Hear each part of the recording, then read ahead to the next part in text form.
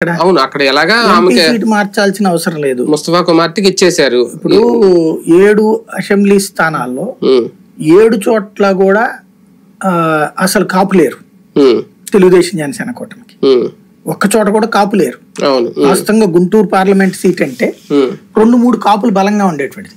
పెదకూరపాడు కావచ్చు, ఒకప్పుడు కన్నా గెలిచింది అక్కడే కదా, పెదకూరపాడే కదా.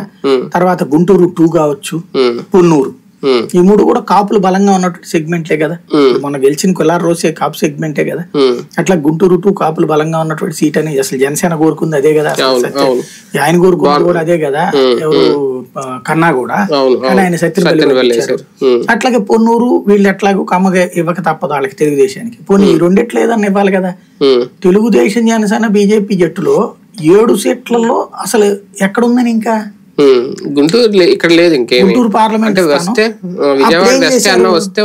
అప్పుడు ఏం చేశారు దాంట్లో, అందుకని చెప్పేసి జగన్ ఏం చేశాడు అక్కడ ఈక్వేషన్ లో ఎంపీ క్యాండిడేట్ ని కాపుని పెట్టాడు.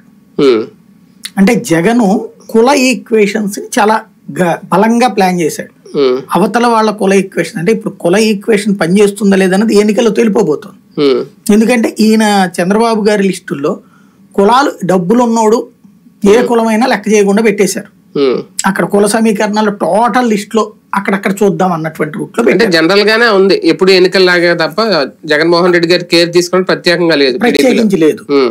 జగన్ 3 సార్ల నుంచి కూడా లిస్ట్ లో క్యాస్ట్లు తీస్తున్నాడు పర్ఫెక్ట్ గా. ఫస్ట్ ట్రిప్ తీసినటువంటి సందర్భంలో అప్పుడు తక్కువ అవకాశం ఉంది అతనికి.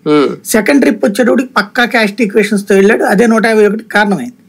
ఇప్పుడు మళ్ళీ పక్కా డెప్త్ గా. ఇప్పుడు ఫర్ ఎగ్జాంపుల్ మీకు గోదావరి జిల్లాలో చూడండి, కాపు సామాజిక వర్గానికి సంబంధించినటువంటి సీట్లు తెలుగుదేశం పార్టీ ఎక్కడ కొట్టగలిగింది పర్ఫెక్ట్ సిస్టమ్ లో. ఇక్కడ జగన్ బీసీ అన్నాడు కాబట్టి వీళ్ళు అక్కడ బీసీలను టచ్ చేస్తున్నారు. ఈయనేం చేశాడు అక్కడ రాజమండ్రి నరసాపురం 2 సెట్టిబల్జికి ఇచ్చారు కదా. సెట్టిబల్జి అంటే కాపుల్లో ఒక సెక్షనే కదా. ఇటు బీసీలు కూడా మా వాళ్ళని ఓన్ చేసుకుంటారు కదా. అదే అసలు అలాంటి ప్రయత్నం ఏమన్నా చేసింది ఇప్పుడు తెలుగుదేశం ఏమనుకుంటోంది, రఘురామకృష్ణరాజుని పెడితే గెలిచేస్తాడు, పురంధేశ్వరిని పిలిస్తే గెలిచేస్తుంది రాజమండ్రి కానీ కాకినాడ. అంతేగాని అక్కడ క్యాస్ట్ ఈక్వేషన్ లో ఒకటి కమ్మ ఒకటి రాజు. ఇక్కడ ఇతను వచ్చేటప్పటికి ఏం చేశాడు, రాజులను అక్కడ ఎమ్మెల్యే క్యాండిడేట్ కి పెట్టి ఎంపీ క్యాండిడేట్ గా కాపుని తీసుకొచ్చి పెట్టాడు. అట్లాగే బీసీలను తీసుకొచ్చి పెడుతున్నాడు. ఇట్లాంటిది ఒక వ్యూహాత్మక, అంటే కాపులు బలంగా ఉన్న చోట్ల కాపులకి ఇబ్బంది పెట్టాల. అంటే ఇతను లెక్క